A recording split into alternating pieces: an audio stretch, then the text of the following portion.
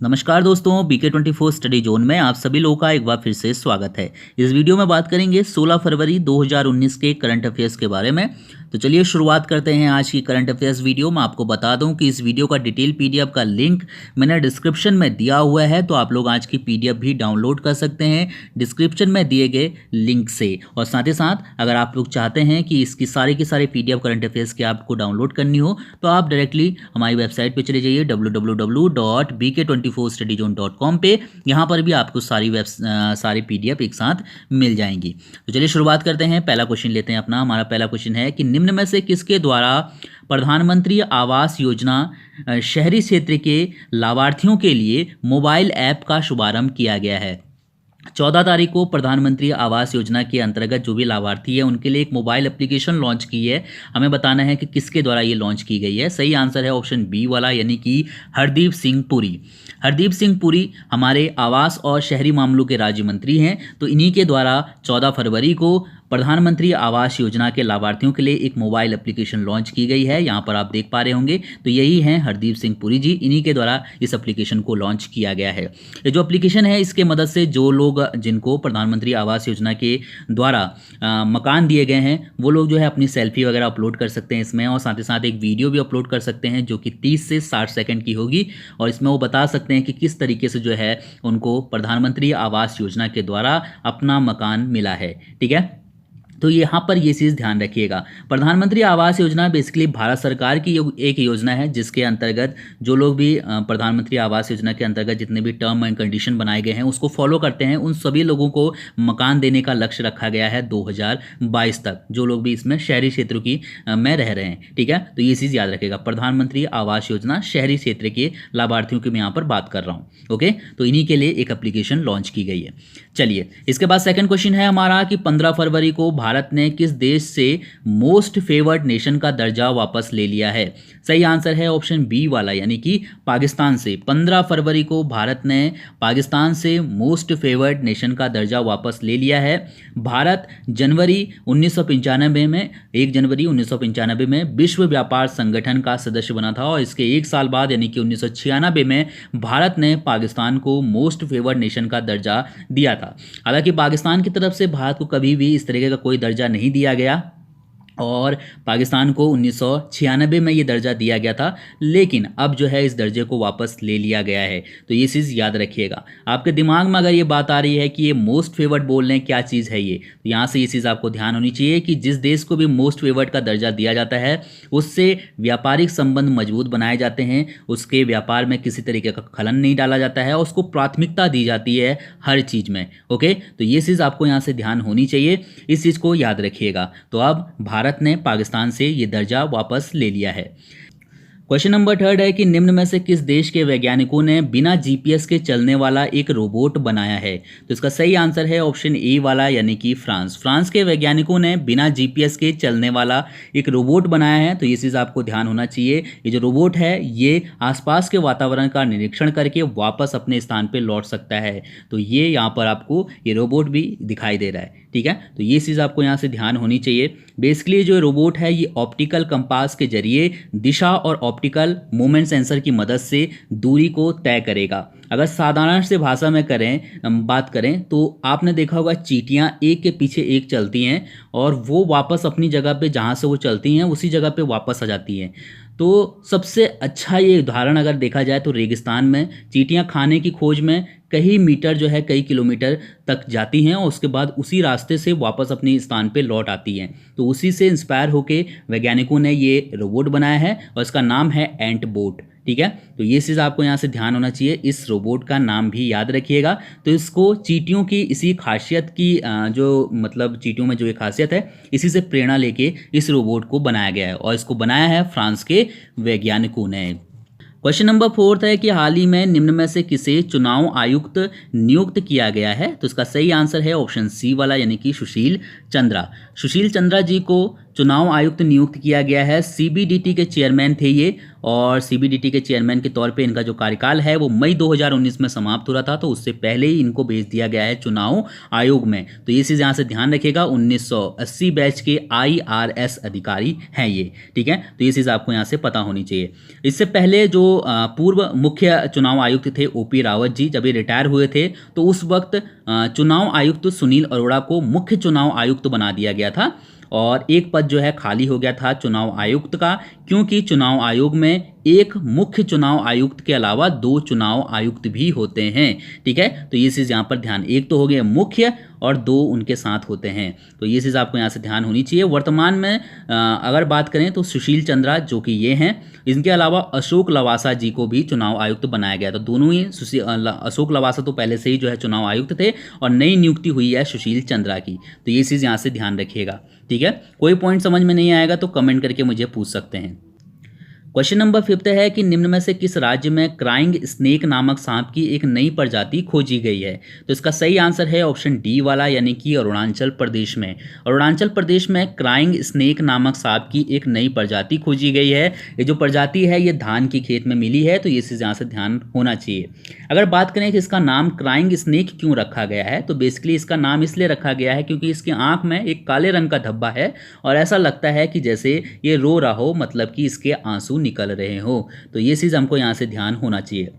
इसकी जो ये जो सांप है ये कहाँ पाया गया है, ये अरुणाचल प्रदेश के लेपारादा जिले में पाया गया है। इसकी जो लंबाई है वो है 48.7 सेंटीमीटर। साथ ही साथ ये सांप जहरीला नहीं है, ये हमको पता होना चाहिए। अगर आपसे पूछा जाता है कि इसकी जो है खोज किसने की, ये सांप जो है किसको मिला सबसे पहले, तो ये गुवाहाटी के जीव वैज्ञानिक जयादित्य पुरकायस्थ को मिला है। तो इनका नाम जरूर याद रखिएगा। दुनिया भर में सांप की 3709 प्रजातियां हैं, और अकेले पूर्वोत्तर में 110 प्रजातियां पाई जाती हैं सांप की, और उसमें से भी अरुणाचल प्रदेश में 55 प्रजातियां हैं जो कि अरुणाचल प्रदेश में मौजूद हैं, ठीक है। तो ये चीज़ यहाँ से हमें ध्यान होनी चाहिए। इसके बाद यहाँ से अरुणाचल प्रदेश के बारे में कुछ पॉइंट लिखे हैं जो आपको पता होनी चाहिए। अरुणाचल प्रदेश की राजधानी ईटानगर है, जिले हैं 25, गठन हुआ था 20 फरवरी 1987 को। राज्यपाल जी आपको यहाँ पर देख पा रहे होंगे आप, BD मिश्रा जी हैं ये। और इसी तरीके से अगर मुख्यमंत्री की बात करें तो पेमा खांडू मुख्यमंत्री हैं अरुणाचल प्रदेश के। सीटों की बात करते हैं तो विधानसभा के लिए 60 सीटें, राज्यसभा के लिए 1 और लोकसभा के लिए 2 सीट है अरुणाचल प्रदेश से, ठीक है। मैप आप यहाँ पर से देख लीजिए, इसकी सीमाएं भी आपको खुद ही एक बार अपने मन में देखना है कि कौन कौन सी सीमा अरुणाचल प्रदेश की सीमा को स्पर्श कर रही है। इसके बाद क्वेश्चन नंबर 6 है हमारा कि 15 फरवरी 2019 को लागू की गई प्रधानमंत्री श्रम योगी मानधन योजना के अंतर्गत, ये एक पेंशन योजना है, और इस योजना के अंतर्गत कितने रुपए मासिक वेतन देने का प्रावधान किया गया है, ठीक है। श्रम योगी मानधन पेंशन योजना के अंतर्गत कितने रुपए मासिक जो है पेंशन देने का प्रावधान किया गया, ये हमें यहाँ पर बताना है। सही आंसर ऑप्शन बी वाला है, यानी कि 3000 रुपये, ठीक है। 15 फरवरी को प्रधानमंत्री श्रम योगी मानधन पेंशन योजना की जो है शुरुआत की गई है, और इसके अंतर्गत जो लोग भी 60 साल या उससे ऊपर के लोग होंगे उनको 3000 रुपये प्रति माह पेंशन दी जाएगी, ओके। और बेसिकली असंगठित क्षेत्रों में जो लोग काम करते हैं, जैसे कि आप यहाँ पर से मैं देख पा रहे होंगे कुछ एग्जाम्पल मैंने लिखे हैं, जिसमें कि घर में काम करने वाले हो गए, रेहड़ी लगाने वाले हो गए, या फिर दुकानदार वगैरह हो गए, जो लोग मतलब टेम्परेरी दुकानदार हो गए, जो कि मतलब रेहड़ी लगा के अपना काम जो है रोजगार कर रहे हैं। इसी तरीके से ड्राइवर हो गए, प्लम्बर है, और मजदूर वगैरह हो गए। इसी तरीके से मतलब कई ऐसे हैं जो लोग कह सकते हैं कि जिनका मतलब कमाते हैं खाते हैं, उनका कोई ऐसा नहीं है कि उनको अगर उम्र हो जाती है 60 साल से अधिक हो जाती है तो सरकार की तरफ से या किसी अन्य की तरफ से पेंशन मिले, तो उनके लिए ये पेंशन योजना शुरू की गई है। बेसिकली ये पेंशन योजना आपको फ्री में नहीं मिलेगी, इसके लिए आपको पैसे देने पड़ेंगे। तो बात होती है कि पेंशन लेने के लिए पैसे कितने देने पड़ेंगे, तो सबको अलग अलग देने पड़ेंगे। उम्र के हिसाब से इस राशि में फ़र्क किया गया है। अगर आप 18 साल की उम्र में इस स्कीम में जो है शुरुआत कर रहे हैं तो आपको हर महीने 55 रुपये जमा करने होंगे, ओके। 55 रुपये आप जमा करेंगे 18 साल से 60 साल की उम्र तक, और उसके बाद 60 साल बाद आपको सरकार हर महीने 3000 रुपये देगी। इसी तरीके से अगर आप 29 साल की उम्र के कारीगर हैं और आप जो है इस पेंशन योजना का लाभ लेना चाहते हैं तो आपको 100 रुपये प्रति माह देना होगा। और इसी तरीके से अगर आप 40 साल की उम्र में इस जो है पेंशन योजना का लाभ लेना चाह रहे हैं तो आपको 200 रुपये देने पड़ेंगे। तो ये चीज़ आपको यहाँ से ध्यान होना चाहिए, ठीक है। तो 18 साल से 40 साल की उम्र वाले जो है इस योजना का लाभ ले सकते हैं। मैंने बता दिया कि किसको कितना पैसा देना पड़ेगा। आप चाहें तो याद रख सकते हैं, नहीं चाहे तो कोई बात नहीं, आपकी जानकारी के लिए बताया था, ठीक है। चलिए इसके बाद क्वेश्चन नंबर 7 है कि किस राज्य में गोधरा कांड 2002 के पीड़ितों को 5-5 लाख रुपए देने की घोषणा की गई है। सही आंसर ऑप्शन सी वाला है, यानी कि गुजरात। गुजरात के गोधरा कांड में जो लोग भी जो है जिन लोगों की मृत्यु हो गई थी उनको 5-5 लाख रुपए जो है देने की घोषणा की है सरकार ने। तो ये चीज़ आपको यहाँ से ध्यान होना चाहिए। 52 लोगों को ये 5-5 लाख रुपए दिए जाएंगे, ठीक है। 27 फरवरी 2002 में गुजरात में जो गोधरा शहर है वहाँ पर एक रेलगाड़ी में आग लगा दी गई थी। रेलगाड़ी का नाम था साबरमती एक्सप्रेस। तो इसमें आग लगा दी गई थी और 59 यात्री जो है मारे गए थे, ठीक है। तो 59 में से 52 लोगों को ये 5-5 लाख रुपए दिए जाएंगे। 7 लोग कहाँ गए, तो 7 लोगों को जो है पहचाना ही नहीं जा सका कि ये 7 लोग थे कौन। और इस बेसिकली ये जो घटना हुई थी उस वक्त ये मतलब मुस्लिम समुदाय पे जो है इस पे आरोप लगाया गया था और उसके बाद जो है गुजरात में काफ़ी बड़ी मात्रा में दंगे हुए थे। तो ये चीज़ हमको यहाँ से ध्यान होना चाहिए, इतना चीज़ याद रखिएगा। देन इसके बाद क्वेश्चन नंबर 8वां देखते हैं कि हाल ही में IAF इंडियन एयरफोर्स की पहली महिला फ्लाइट इंजीनियर कौन बन गई है। सही आंसर क्या हो जाएगा, काफ़ी जो है इंपॉर्टेंट क्वेश्चन है हमारे एग्जाम के लिए। इसका जो सही आंसर है वो है ऑप्शन डी वाला, यानी कि हीना जायसवाल।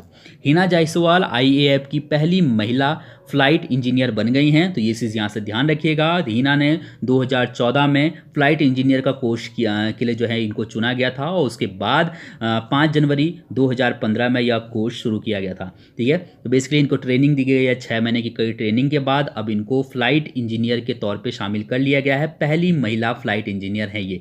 तो आपको यहाँ पर फोटो भी दिख रही होगी, याद रख सकते हैं।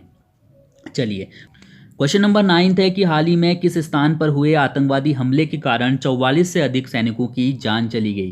तो इसका सही आंसर है ऑप्शन ए वाला, यानी कि कश्मीर। कश्मीर में एक आतंकवादी हमला हुआ जिसकी वजह से 44 से अधिक सैनिकों की जान चली गई। ये जो हमला हुआ ये जम्मू कश्मीर के पुलवामा जिले में श्रीनगर जम्मू राजमार्ग पर हुआ।